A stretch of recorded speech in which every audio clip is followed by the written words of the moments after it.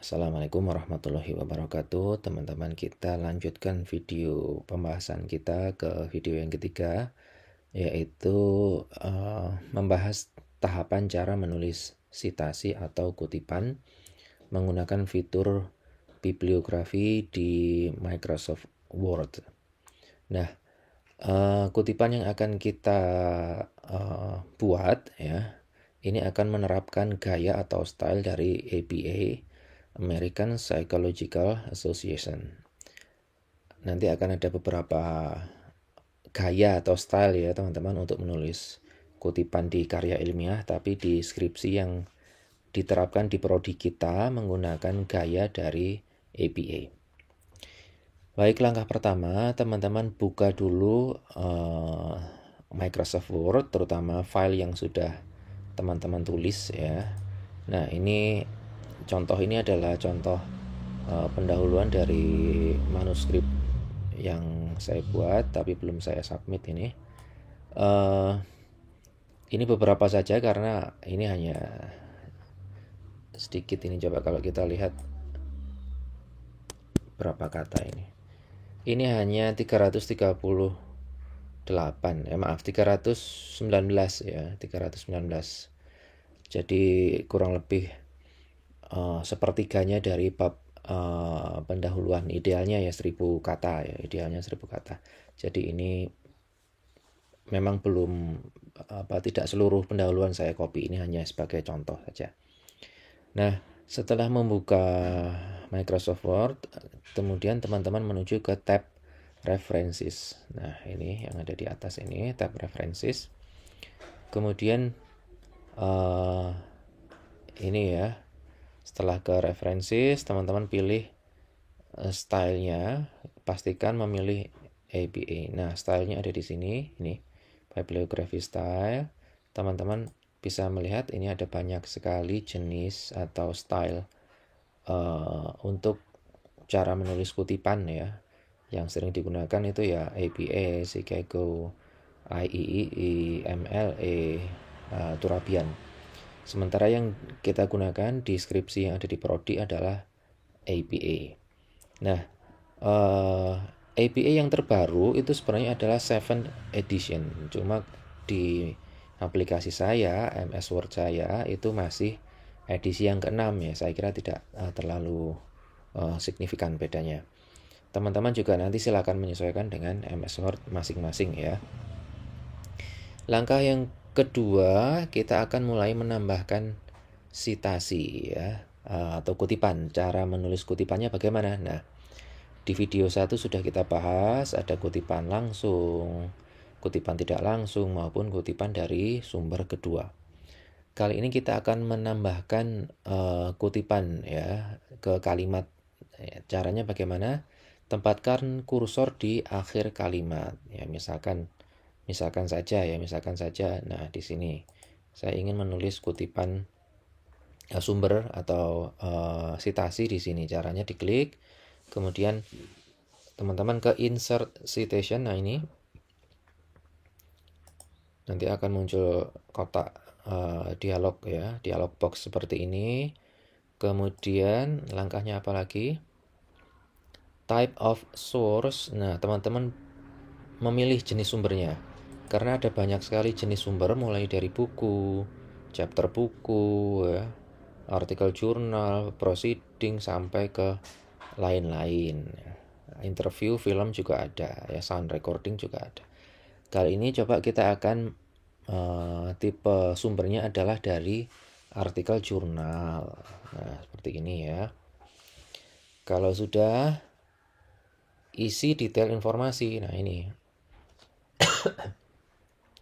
Jadi teman-teman wajib membuka sumbernya karena nggak mungkin kita akan bisa mengisi ini tanpa membuka sumber ya. Sumbernya bagaimana? Bisa menggunakan Google Scholar atau dari jurnal Barik atau yang lain ya. Karena saya menggunakan Google Scholar ini karena ini adalah kumpulan manuskrip yang sudah saya buat maupun teman-teman S1 menulis bersama saya ya sebagai pembimbing. Nah, ini akan coba kita ambil, misalkan ini ya. Misalkan kita ambil ini. Nah, author itu ada di sini ya teman-teman. Ini bisa teman-teman copy, kemudian paste ke sini. Tapi ingat ini masih perlu diolah karena apa? Menulis nama author itu harus nama belakangnya di depan. Nah, seperti ini. Charles Dickens, cara menulisnya adalah Dickens spasi Charles, sehingga nama belakangnya letakkan di depan ya. Koma Fakhruddin. Nah, untuk penulis kedua perlu ditambah apa? Titik koma. Seperti ini. Nah, ini nama belakang juga letakkan di depan.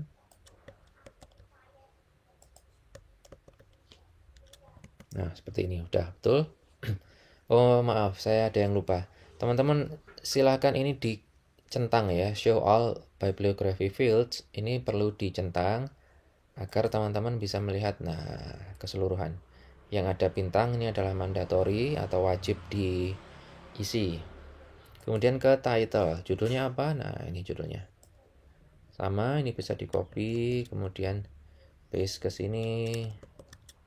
Nah, nama jurnalnya apa? Nama jurnalnya ini bisa di copy juga. Paste ke sini. Publisher ada nggak kira-kira tadi? Penerbitnya nggak ada ya, penerbitnya nggak ada, kosongnya aja karena ini bukan mandatory. Nah, year tahun 2023. Kalau ingin menulis lengkap silakan ya teman-teman, karena ini ada lengkap juga ini. 2023 bulan 7 tanggal 29. 2023 bulan 7 hari 29. Nah, menurut saya yang penting meskipun ini bukan nggak ada bintangnya, yaitu volume dan issue. Ini juga penting teman-teman. Volume 5 issue 1. Volume itu adalah edisi, issue itu nomor ya. Edisi 5 nomor 1. Pages jangan lupa. Nah, copy juga. Nah, seperti ini. Sudah, kalau kita oke, nanti di kursor yang tadi kita klik itu akan langsung muncul nama dan tahun ya. Nah, ini. Teman-teman bisa melihat kalau di zoom in ini akan ada sedikit abu-abu.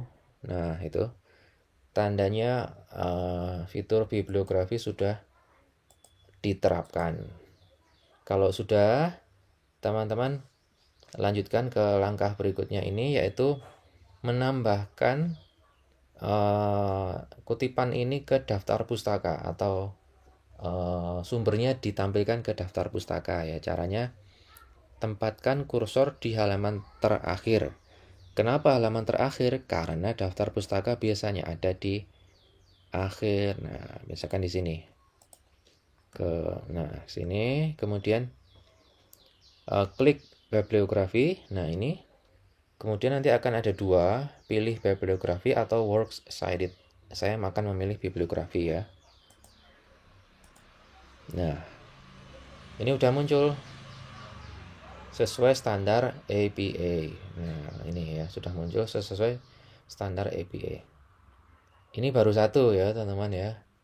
Ini baru satu sumber. Jadi teman-teman bisa melakukan itu ke beberapa sumber lainnya. Sekarang kita akan berganti dengan cara menulis kutipan naratif biasanya ya. Kutipan naratif itu ingat yang hanya muncul tahunnya saja. Ini kalau teman-teman lupa bisa ke video yang pertama. Oh maaf. Ya ini kutipan naratif ya, ini yang hanya namanya. Bedanya apa? Nah, teman-teman akan melihat kalau tadi kita pakai fitur insert citation seperti itu, yang muncul adalah nama dan tahun ya, yang muncul nama dan tahun. Jadi ini kutipan parenthetis seperti ini. Nah, ini kutipan parenthetis yang muncul nama dan tahun. Lantas bagaimana caranya kalau kita ingin membuat kutipan naratif. Nah, ini akan saya beri contoh untuk kutipan naratif ya. Untuk kutipan parentetis saya kira sudah selesai. Sekarang kita akan menerapkan kutipan parentetis. Misalkan seperti ini. Nah, teman-teman bisa melihat ya, kalau ini kan yang muncul hanya tahun. Kutipan parentetis yang muncul hanya, oh maaf terbalik. Kutipan naratif yang muncul hanya tahun ya. Tadi kita di awal sudah kutipan parentetis sudah selesai. Sekarang caranya menulis kutipan naratif yang muncul hanya tahun seperti ini bagaimana? Nah, ya. Jadi berbeda. Untuk kutipan seperti ini kita akan butuh ya, kita menulis sama ya. Awalnya sama, nanti akan kita edit dulu. Kita akan edit setelah awalnya sama. Jadi langkah kedua ini teman-teman tetap perlu ya, langkah nomor 2 ini tetap sama. Ya, misalkan di sini ya, insert citation. Cuma bedanya seperti ini. Ini saya kira teman-teman perlu tahu dulu sumbernya apa ya. Misalkan di sini saya menerapkan teori kekuasaan dari Michel Foucault. Nah, ini judulnya apa? Nah, teman-teman bisa cek ya, kira-kira seperti ini. Saya tahu nama penulisnya dan tahun, tapi tidak tahu judul bukunya. Ini bisa saya copy, kemudian teman-teman ke ini tadi saya sudah kasih contoh ya. Teman-teman kemudian searching seperti ini. Nanti biasanya akan muncul judul bukunya. Nah, ini ya. Tahun 72 Michel Foucault menulis buku berjudul ini. Nah, inilah yang akan kita ambil sebagai sumber. Ingat, karena ini dibuat oleh AI, kadang bisa salah. Jadi teman-teman perlu melakukan validasi apakah ini sumber sudah valid atau belum dengan melihat list yang ada di bawah ya. Kalau misalkan tahun 72 ini Foucault arkeologi, oh iya benar ini. Jadi, judulnya sudah benar dan ditranslate dari bahasa Perancis ke bahasa Inggris oleh ini. Nah, saya kira yang lebih valid data dari ini ya teman-teman ya. Data ini mungkin teman-teman bisa klik seperti itu.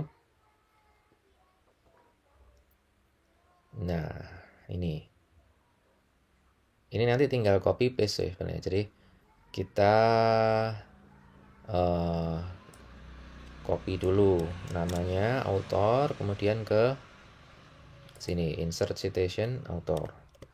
Ingat, ini namanya tadi hanya ditulis M, nanti bisa salah paham ya, bisa dikira Muhammad itu. Misal ya, seperti ini. Misal Foucault udah. Title, judul bukunya apa tadi? Nah, ini. Copy juga. Paste. Oh, maaf saya lupa. Ingat. Nah, ini bukan jurnal ya. Ini sumber dari buku. Nah, kalau sudah disesuaikan type of source, klik show all. Nah, udah. Ini city kira-kira ada nggak ini? Ini New York ya. City-nya New York.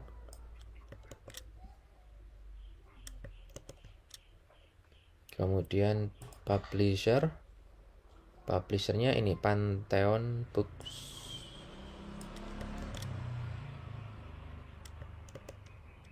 Year tahun 1972. Editor ada nggak? Editor nggak ada karena ini translator ya, bukan editor. Saya kira sudah. Kemudian klik OK. Nanti teman-teman akan melihat di sini ada double, ya, nggak apa-apa. Nah, ya ini ada nama sekaligus tahun. Padahal kita hanya ingin kutipan naratif yang muncul hanya tahun. Ya, yang muncul hanya tahun. Lantas bagaimana? Ini perlu kita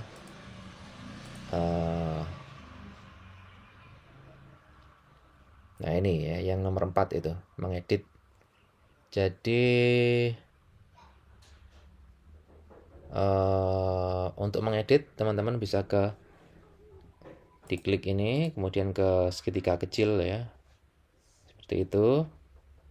Nah, kemudian edit source. Oh maaf, edit this citation. Nah, misalkan kita ingin membuat kutipan naratif tadi yang muncul hanya tahun, namanya tidak ada. Berarti yang dicentang ini teman-teman ya, yang dicentang author dan title dicentang agar yang muncul hanya year. Paham ya? Jadi yang dicentang author dan title, yang muncul hanya year. Nah, udah. Tinggal di lengkapi tadi namanya siapa.